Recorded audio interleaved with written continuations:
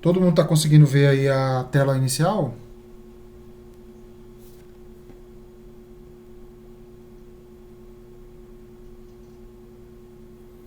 É só você procurar um dos ícones, né, da nossa foto, tá? Beleza. Bom, conforme for, o pessoal vai entrando, né, eu vou aceitando aí o convite do pessoal, mas vamos começar, tá? Bom, então eu posso disponibilizar os slides, né, que eles já atendem bastante o conteúdo. A nossa ideia aqui é ser bem pontual, tá? Ser bem pontual mesmo. Dizer para você qual a mudança e o que você tem que ficar preocupado para as novas provas. Bom, pessoal, vamos lá. Começando então o nosso aulão, né, de atualização 2023, o primeiro, né, porque eu espero que com a nossa matéria, é uma matéria, como eu falei anteriormente, é uma matéria que vive se moldando, vive sendo alterada. Então, provavelmente esse aqui vai ser o primeiro aulão de muitos, né, durante o ano, porque a AFO é uma matéria que vai se aperfeiçoando, vai se modificando conforme o tempo, tá? Bom, eu vou trazer para vocês aqui predominantemente as questões constitucionais e as questões do STF. O que o STF entende da LOA e o que a Constituição trouxe de novidade, principalmente 2021, 2020 a 2023, que foi o tempo da pandemia. Muitas mudanças aconteceram durante a pandemia. Para vocês ficarem antenados, porque com certeza o examinador já está cobrando, viu? Vou trazer aqui algumas questões para vocês de que o examinador já está cobrando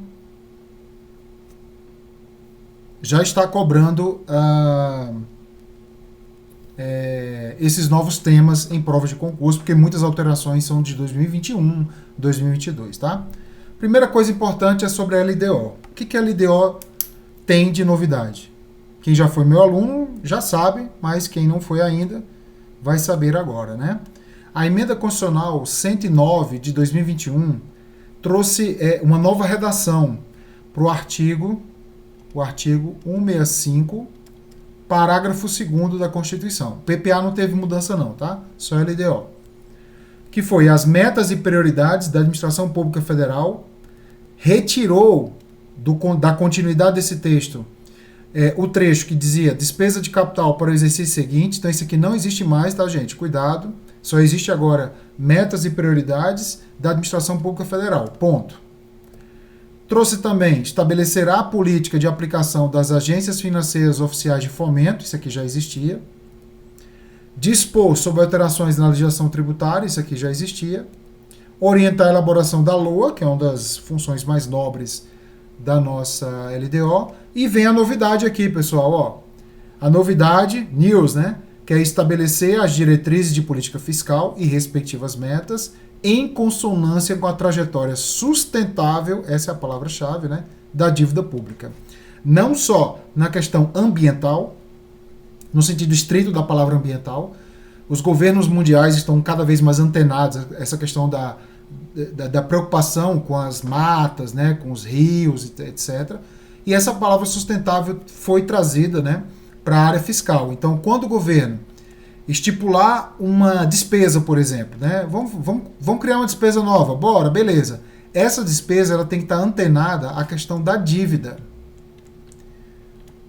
Ah, mas não vai fazer a despesa por causa da dívida? Não, não é isso. É quanto vai ser feito nessa despesa, para quem, qual o objetivo, qual o retorno dessa despesa governamental. Tudo isso tem que estar atrelado à dívida que o governo tem ou que porventura vai ter ao fazer essa despesa, evitando que essa despesa gere mais dívida, que não gere retorno condizente e que a dívida pública se torne impagável no futuro.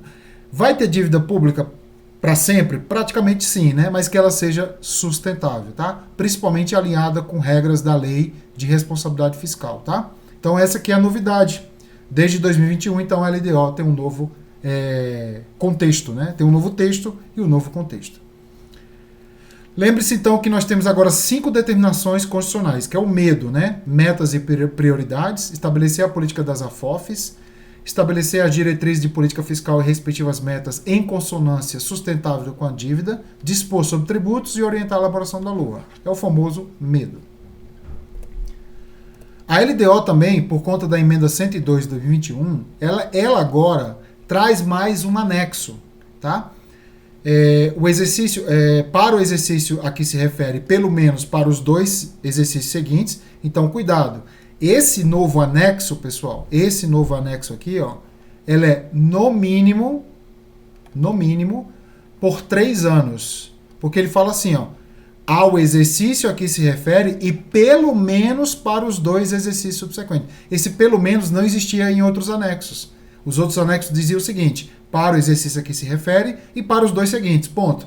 Este anexo, criado por essa emenda, fala que é pelo menos para mais 2. Então é no mínimo 3. Pode ser para 4, 5, 6, 10 anos, tá?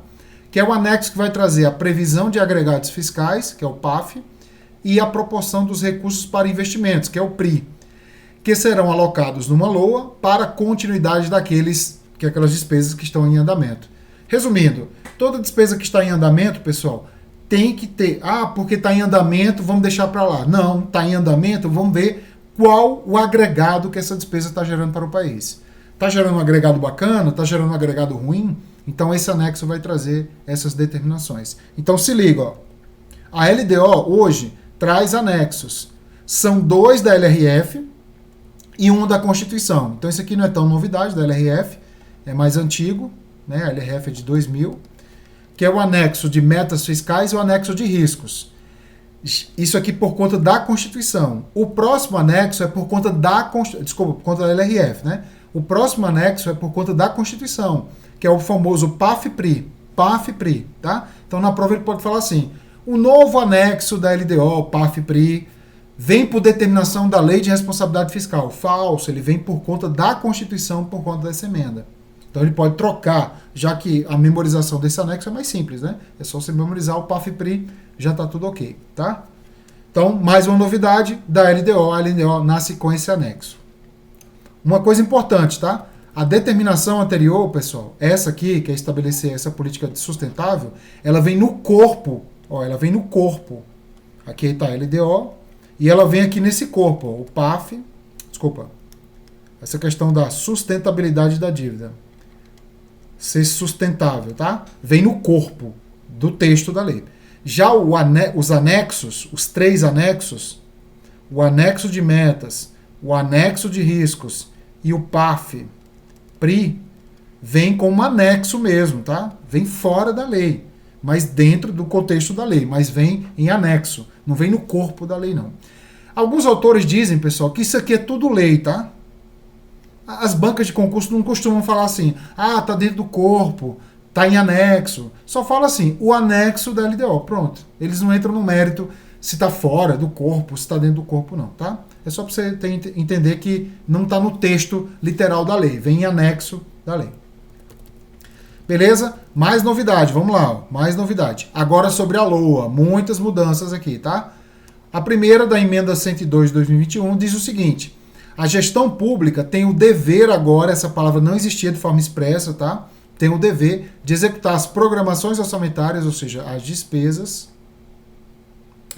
governamentais, adotando os meios e medidas necessários com o propósito de garantir a efetiva entrega dos bens e serviços à sociedade. Não existia essa palavra dever de forma expressa, tá, gente? A gente entendia que o governo tinha esse dever, até pelo poder e dever do Estado. Mas não tinha essa palavra dever na Constituição. Bom, lembrando que esse dever é exclusivamente para o orçamento fiscal e seguridade social da União, cuidado, ele não é para o orçamento de investimento e nem para os outros entes da federação. Subordina-se esse dever ao cumprimento de dispositivos constitucionais e legais que estabeleçam metas fiscais e limites de despesas, como por exemplo a LRF. Não impede o cancelamento necessário para abertura de créditos adicionais. Então assim, tem o dever de executar uma programação, mas eu posso cancelar? Posso, a fim de custear um crédito adicional. Não se aplica nos casos de impedimento de ordem técnica devidamente justificados. Por exemplo, o governo quer fazer uma obra num lugar que está chovendo, naquela época de chuva, então não é plausível fazer aquela obra na época de chuva. Tem um impedimento de ordem técnica. Então o governo simplesmente pode não fazer aquela despesa. E por fim, aplica-se apenas às despesas, obviamente, né, primárias, tá? Que são aquelas despesas que não envolve endividamento público, tá? E discricionárias, ou seja, aquelas que o governo tem liberdade, sob a conveniência e oportunidade, de executar. E aí muitos autores falaram o seguinte: olha, Paulo, se tem um dever agora, o orçamento se tornou um orçamento impositivo. Será? Não, pessoal. Essa discussão que foi levantada, né, no início da emenda, quando ela foi promulgada, ficou agora muito morna, tá, essa discussão. Por quê? Porque existem essas exceções aqui, ó. Exceções e características. Por exemplo, o orçamento ele tem um dever de executar, mas só o fiscal e seguridade. O outro não tem, que é o investimento, tá? Subordina-se ao cumprimento de regras fiscais e limite de despesas.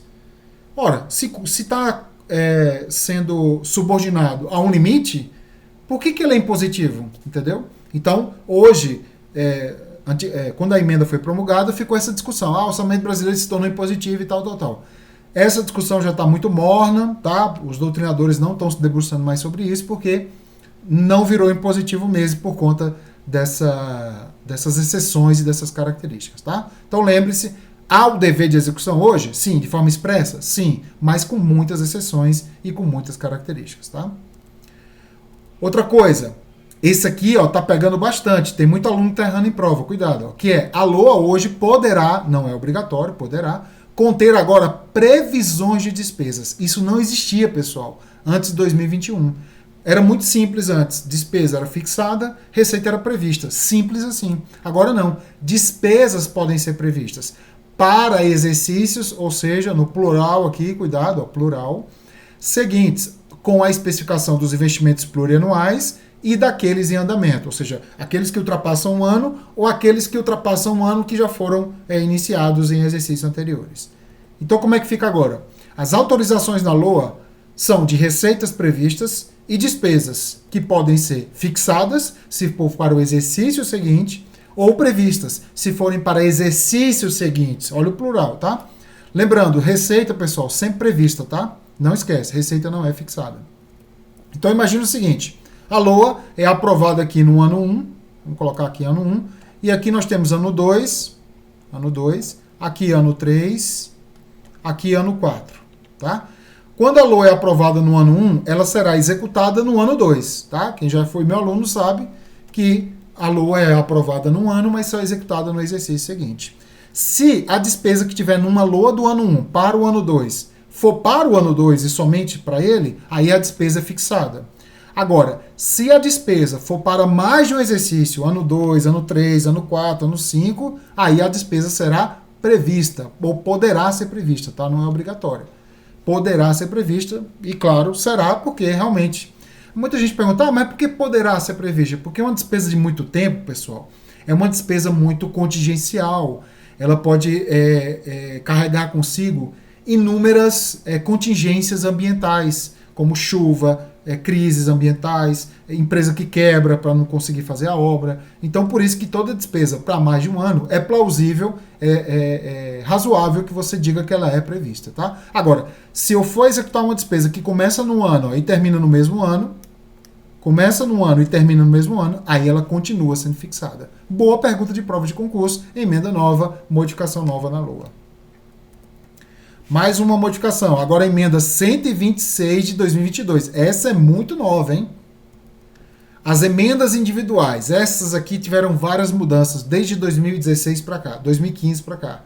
Que ele fala assim, as emendas individuais, que são impositivas hoje, tá? Ao projeto de LOA, serão aprovadas no limite de 2%. Opa, cuidado, pessoal. Até 2021, ou até a metade de 2022, era 1,2% as emendas individuais. Passou a ser 2% da receita corrente líquida do exercício anterior ao do encaminhamento do projeto. Isso aqui foi uma solução criada. Porque antes, eu vou explicar já, mas é assim, ó. Quando você emendava o orçamento, você emendava com base no projeto de LOA para o ano que vem. Quando chegava no ano que vem, você executava essa mesma emenda com base na receita corrente líquida do ano anterior. Era uma confusão. Agora não. Vou emendar o orçamento? Vou utilizar aqui receita corrente líquida do ano anterior ao que eu estiver encaminhando o projeto. Mesmo que seja para o ano que vem a execução dessa despesa. Outra mudança. Esse 1,2 antigamente era dividido de forma igualitária. para o Senado e para a Câmara. Agora não, ó, 1,55% dos dois caberá aos deputados, tá? E 0,45% aos senadores. Ou seja, pela proporcionalidade das casas. Tem mais gente na Câmara, mais emendas para eles, mais valor para eles, tá? Metade desse valor, metade dos 2%, então metade do 1,5%, metade do 0,45%, deve ser destinado para as áreas de saúde, tá? Para manutenção, serviço da saúde. Isso aqui não mudou, tá? Tá igualzinho, continua sendo a metade. Só que antigamente era metade de 1,2%, agora é metade de 2%. Vedado a destinação para o pagamento de pessoal ou encargos sociais em todos os casos, tá, gente? Antes era só para os cargos percentual de saúde. Então, esse caso aqui dessa vedação era só para saúde, não era para outro tipo de despesa. Também não era muito razoável colocar para outro tipo de despesa, tá? Mas agora, a emenda 126 acabou com isso. Ele falou que é vedado você emendar no orçamento, uma emenda individual, para pagar pessoal, em qualquer caso, seja saúde, educação, infraestrutura, qualquer caso agora, tá? Então lembre-se, não é só para a área de saúde hoje, é para todas as áreas. A emenda de bancada, que continua sendo impositiva, continua sendo 1%, não mudou não, tá? Realizada no exercício anterior. Então o que mudou foi isso aqui. O que mudou foi isso aqui, ó, que é realizada no exercício anterior. Então, na hora que eu for emendar o orçamento, eu uso a emenda que será executada no exercício anterior. A receita corrente líquida no exercício anterior. Por exemplo, eu estou em 2023, eu vou executar a emenda, eu vou usar aqui receita corrente líquida, aquela executada em 2022, aquela que já é realidade. Então lembre-se, as emendas individuais hoje é 2%, tá? 2%.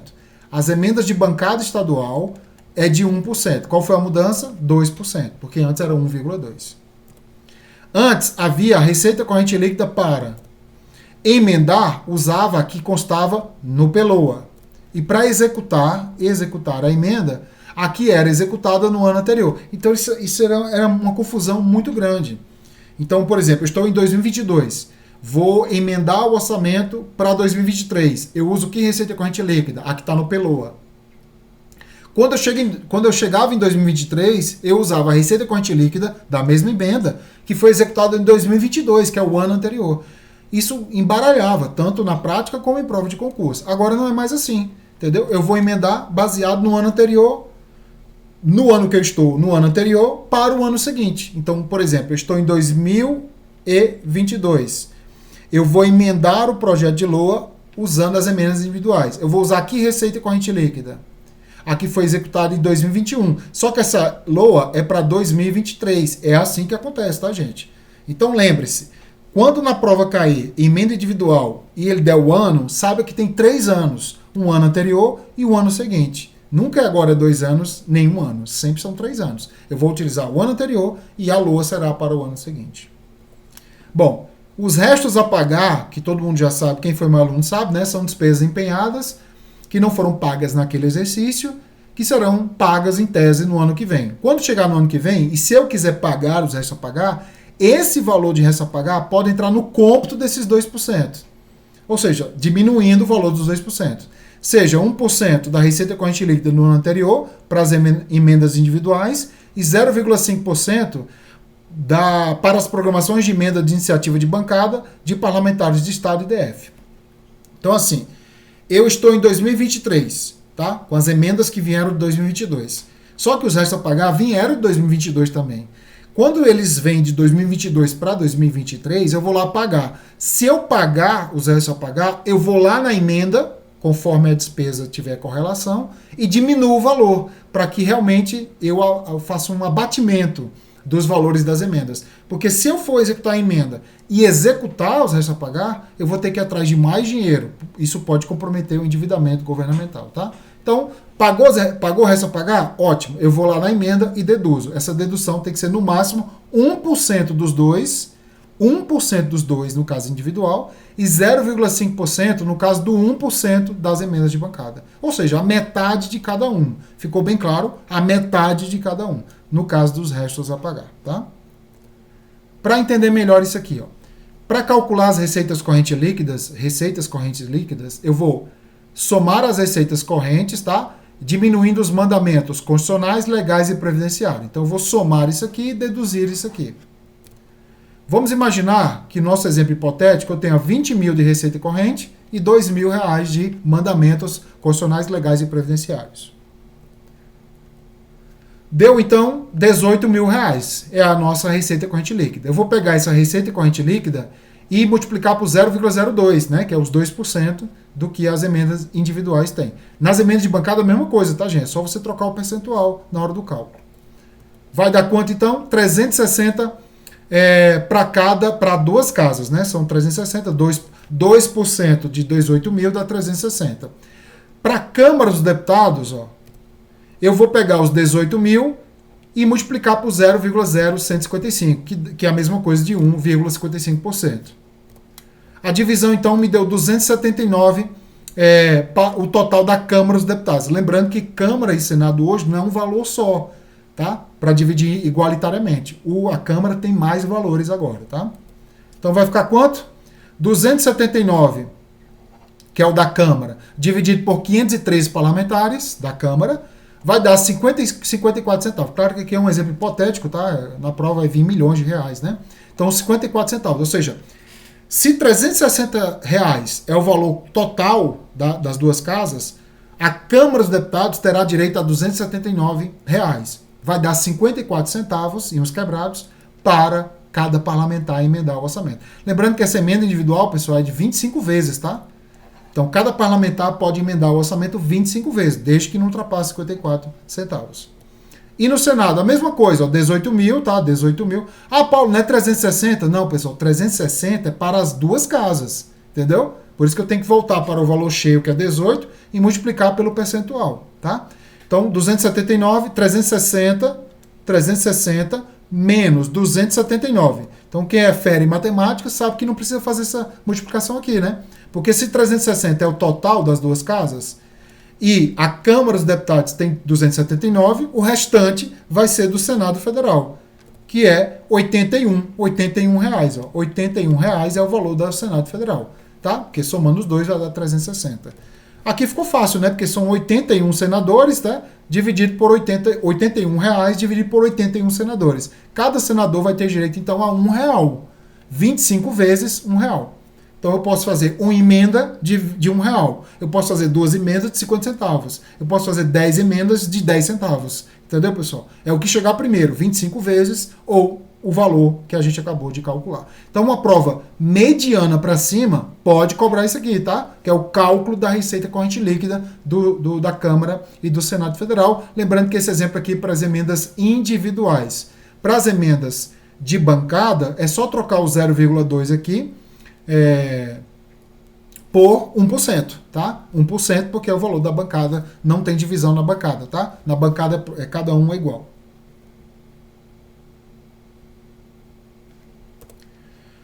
Outra mudança, emenda 109 de 2021, voltando para ela, né, é que apurado que no período de 12 meses a relação entre despesas correntes e receitas correntes supere 95%, então quer dizer, eu tenho uma despesa aqui, tá? Eu tenho uma despesa e tenho uma receita. A receita, ela chegou a 95% da despesa, quer dizer, está faltando 5%, tá? No âmbito dos estados, DF e municípios, é facultado, não é obrigatório, aos poderes e o Ministério Público, o Tribunal de Contas da Defensoria, enquanto permanecer a situação, aplicar o mecanismo de ajuste fiscal de vedação de 10 concessões. Então, se o governante verificar que o valor da despesa está superior ao valor da receita em 5%, significa que eu posso impedir as concessões de algumas coisas. Por exemplo, hora extra, nomeação de servidores, fazer concurso público, não dar gratificação, entendeu? Para justamente não aumentar a despesa que já está no limite bem comprometido, tá? Então lembre-se desse percentual, 95 e que é facultativo. 95 facultativo, 95 facultativo. Isso é muito importante. Apurado, a despesa corrente supera 85% da receita corrente, sem exceder o percentual anterior mencionado, as medidas nele indicadas podem ser, no todo ou em parte, implementadas pelos atos do Poder Executivo, com vigência imediata, facultado aos poderes e órgãos autônomos implementá-las em seus respectivos âmbitos. Né? Então significa o seguinte, ó, se a despesa está aqui, ó, e a receita está até aumentando, né, mas chegou a 85%, quer dizer, tem um déficit aí, ó, de 15% negativo, tem um déficit de 15%, essas medidas do item número 1 já podem ser adotadas quando ultrapassar 85%. Não precisa esperar o 95%. Tá? Então, chegou em 85, já possa adotar alguns impedimentos de concessão, como, por exemplo, hora extra. Tá? Então, outra mudança que aconteceu. Outra mudança, durante a vigência do estado de calamidade, isso aqui aconteceu bastante por conta da pandemia, né? A gente não tinha muita coisa para ajudar na pandemia, digamos assim. A gente ficou muito órfão, né, de regras que dessem mais claridade ao processo da pandemia. No âmbito nacional, decretado pelo Congresso Nacional por iniciativa do presidente, a União deve adotar o chamado regime extraordinário fiscal, que foi adotado em 2020, quando a pandemia realmente apertou bastante. Financeiro de contratações para atender às necessidades dele decorrentes, somente naquilo em que a urgência for incompatível com o regime regular. Então, assim, foi decretado calamidade, o governo ele fica imune a responder algumas regras. Ele pode fazer algumas despesas sem ficar muito assim antenado às regras fiscais no Brasil. Por exemplo, regra de ouro, que é a impossibilidade de você fazer uma operação de crédito acima da despesa de capital do orçamento. Há exceção? Há, mas é uma exceção só. Nesse caso, se for decretado estado de calamidade, pessoal, fica liberado. O governo pode se endividar a bel prazer, tá? Para tentar amenizar essa pandemia. Então, enquanto durar a pandemia, o governo fica imune a respeitar algumas regras fiscais. Durante a vigência do estado de calamidade no âmbito nacional, decretado pelo Congresso Nacional por iniciativa do Presidente da República, o que vai acontecer? A União deve adotar o regime fiscal, né, que eu falei, e de contratação para atender às necessidades dele decorrentes, somente naquilo que a urgência foi incompatível. Então, assim, vai comprar, por exemplo, caneta. O que caneta tem a ver com a pandemia? Nada. Então, a compra de caneta não tem por que ser urgente. Entendeu, pessoal? Então, toda vez que for urgente, dentro da pandemia, tá ok. Você pode se dar o luxo de fazer algo sem regras fiscais. Agora, se for uma despesa que não tem nada a ver com a pandemia, aí não tem como fazer. Você tem que respeitar as regras fiscais. O Poder Executivo deve adotar procedimentos simplificados de contratação de pessoal em caráter temporário e emergencial. Ou seja, provavelmente concurso fica de segundo plano e o governo vai fazer contratações emergenciais para sanar aquela situação, principalmente na área de saúde, pesquisadores de universidades, etc. Fica dispensada, por exemplo, a regra de ouro, que eu falei para vocês. O superávit financeiro apurado no dia 31/12, que tem predominantemente duas funções, que é abastecer créditos adicionais e sanar algum tipo de déficit do orçamento de capital do ano imediatamente anterior, ao reconhecimento pode ser destinado à cobertura de despesas oriundas das medidas de combate à calamidade. Então, se o governo tem um superávit do ano anterior para o ano seguinte, ele pode usar esse valor para sanar esse tipo de déficit, né? Que a pandemia sempre vai gerar um déficit, tá? Então, fica dispensada a regra de ouro e fica autorizado o uso do superávit financeiro para sanar tais despesas. Outro aspecto muito importante é uma jurisprudência nova do STF, que diz o seguinte, ó, a LOA ela tem dois aspectos jurídicos. Segundo a doutrina, já pacificada, ela tem um sentido formal e tem um sentido material. No sentido formal, ela é uma lei qualquer, uma lei ordinária. Só que cabendo a DIN, ação direta de inconstitucionalidade. Agora, sentido material, ela é um ato administrativo, pessoal. Ela é um ato administrativo. Não cabe a DIN. Então isso aqui é pacífico antes dessa interpretação nova do STF. Segundo o STF, interpretação nova, ela continua com esses dois sentidos, formal e material. Só que agora, no sentido formal, é lei, não, que sempre coube a DIN, mas no sentido material, ela tem um sentido concreto e objetivo. Continua sendo ato, não cabendo a DIN. Só que se ela trouxer dentro do seu texto, porque sentido material é o conteúdo dela, tá? Quem não está antenado aí. Sentido formal, pessoal, é o processo dela. Tá? O processo da lei é uma lei. Agora, o conteúdo da lei não é lei. ela pode ser um ato administrativo, apenas um ato administrativo. Agora, se ela trouxer no seu conteúdo algo muito abstrato e subjetivo, como por exemplo, R$1 bilhão para melhorar o país. Mas peraí, o que é melhorar o país? Não está discriminado, tá, gente? Por exemplo, melhorar o país. Qual o valor? R$1 bilhão. Mas, pessoal, que diabo é melhorar o país? Não está discriminado. Isso é muito abstrato, isso é muito subjetivo. E aí, nessa subjetividade e abstração, ela vira lei, mesmo no sentido material. E por virar lei, sendo abstrato e subjetivo, cabe a DIN. Adivinha o que é que vai cair na sua prova? Dizendo que, por interpretação do STF, não cabe a DIN na lei orçamentária anual. Cabe se ela trouxer no seu conteúdo algo abstrato e subjetivo. Aí ela volta a ser lei, mesmo no sentido material. Coisa que para a doutrina não existia. E aí, cabendo a DIN, por interpretação do STF. Tá? Então, mais uma novidade aqui, para a sua prova de concurso. Vamos treinar? Bora! A Constituição Federal de 88 determina a administração, tem o dever de executar as programações orçamentárias, a prova de 2022, tá? Adotando os meios e as medidas necessários com o propósito de garantir a efetiva entrega de bens e serviços à sociedade. Esse regramento, nos termos da LDO, sendo regra afeta exclusivamente ao orçamento fiscal e à Seguridade Social, aplica-se a quê? Quer dizer, lembra que eu falei que tem algumas exceções e tem algumas características? E uma das características é justamente a questão de ser aplicada apenas às despesas primárias discricionárias, tá, gente? Apenas as despesas primárias discricionárias, não esquece. Para não errar, dever de executar despesas na LOA, exclusivamente fiscal e seguridade, como está no comando, subordina-se ao cumprimento de Constituição e lei, tá? Que desde que não afete metas fiscais e limites de despesas, não impede o cancelamento, tá? Isso aqui são as exceções, não se aplica nos casos de impedimento de ordem técnica, mais uma exceção, e aqui a característica peculiar dela, aplicado apenas às despesas primárias e discricionárias. Então, por isso que a resposta correta é a letra E. Tá? Próxima. Apesar do orçamento brasileiro ser considerado historicamente como tipo autorizativo, quando o poder público tem liberdade para avaliar a conveniência do que deve ser ou não executado, recentes modificações constitucionais trouxeram a ele um viés, tá vendo? Um viés. Não é pacífico falar ele é isso, entendeu? É um viés. Não é muito pacífico, não. De tipo impositivo, né? Inclusive eu dei aula bastante pro pessoal que fez essa prova aqui do TRT da Paraíba. Foi feito em novembro do ano passado. E eu falei, pessoal, isso é uma novidade, atenção, ele vai dizer que é impositivo. E essa impositividade ele colocou só no comando, tá? Nem nas alternativas ele colocou, né?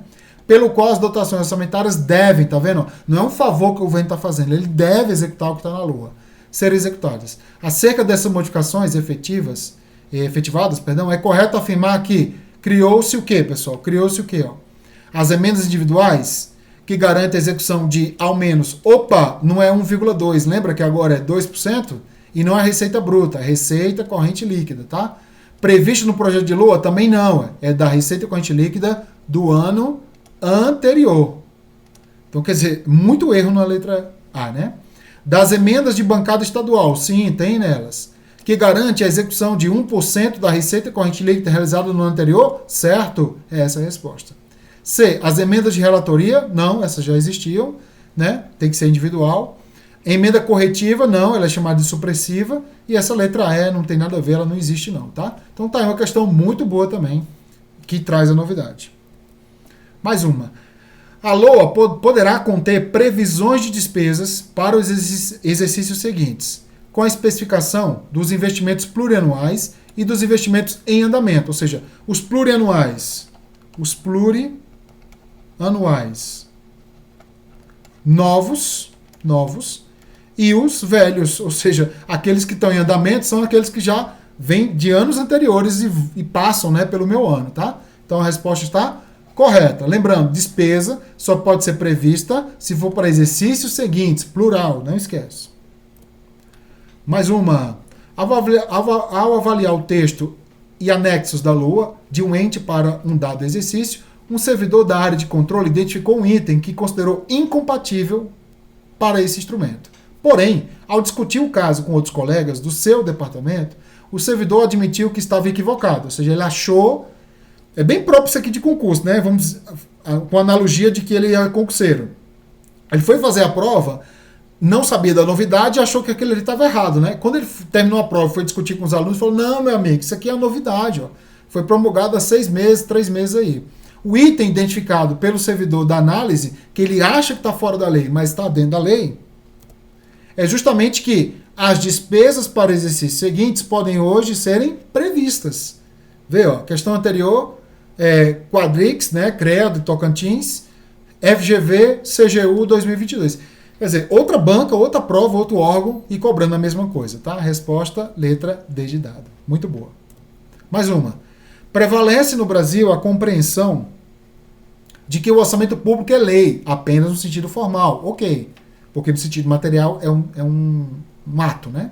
Visto que é aprovada pelo Poder Legislativo, mas é substancialmente um ato de natureza político-administrativa. Esse político aqui foi exagero dele, né? Porque é administrativa mesmo, tá? Insuscetível de hospedar normas gerais ou abstratas, próprias de lei no sentido material.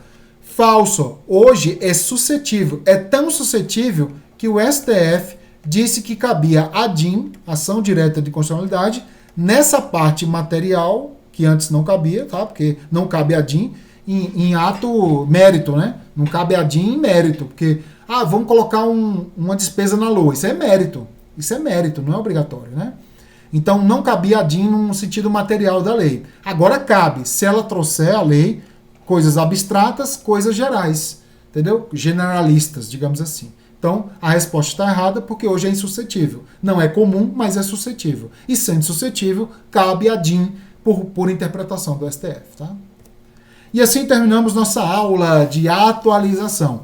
Claro, eu não trouxe todas as atualizações, não vou mentir para vocês, tá, gente? Mas eu trouxe isso aqui, as mais palpitantes para a sua prova, tá? Fico muito feliz de passar para vocês essas informações, tá? O aulão ele teve pouca interação, porque nosso sentido aqui é só passar para vocês as regras gerais, tá? As regras gerais não tem muito debate, são as novidades. Por isso que eu não abri muita parte, digamos assim, para você trocar uma ideia com a gente, tá? Mas vocês querem falar alguma coisa?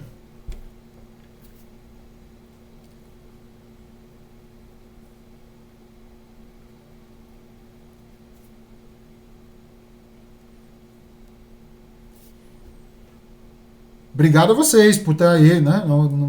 Isso é o mínimo que a gente está fazendo aí para vocês. A gente já foi estudando para concurso, sabe como é a vida e qualquer ajuda que vem é muito válida, né? Então por isso que eu fico muito feliz de ajudar vocês, tá? Renata, quer falar alguma coisa?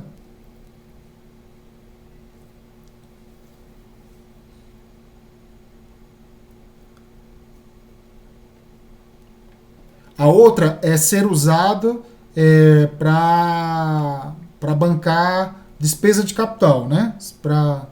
Na verdade, não é despesa de capital, é o déficit da despesa de capital. Déficit da despesa de capital. Quando a receita de capital está menor do que a despesa de capital. Eu posso usar o superávit para bancar esse déficit, né? Essas são as duas. Na verdade, hoje nós temos três objetivos do superávit, que é bancar créditos adicionais, bancar o déficit da despesa de capital e hoje ser usado para bancar alguma despesa durante a calamidade decretada pelo governo.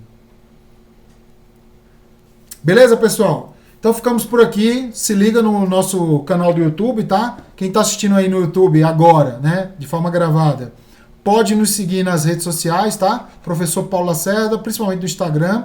Aqui no YouTube eu peço que vocês curtam o vídeo, que vocês compartilhem, né? Hoje é muito fácil compartilhar, pessoal. Ajuda bastante aqui a gente no nosso canal.